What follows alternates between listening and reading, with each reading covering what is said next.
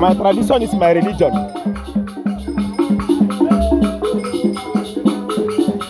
Ọ dịghị otu onye Igbo si anụ ụtọ ala Igbo ma ọ bụghị site n'omenala Igbo.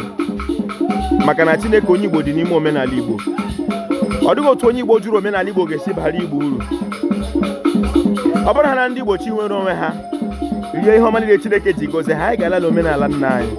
Maka na ihe niile Chineke ji gọzie anyị dịka ndị Igbo dị n'ala nna anyị.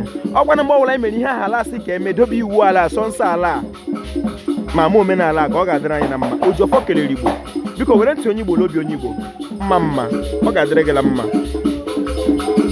Chọwa ihe ahụ etufuru etufu, soro nwa bekee, soro ụzọ ahụ ndị nna gị soro, maka na nga ọbụla nne ewu gafere n'afọ nwa ya afọ. Ojiọfọ kelere Igbo, ọ ga-adịrị Igbo la mma. Igbo Mmammanu.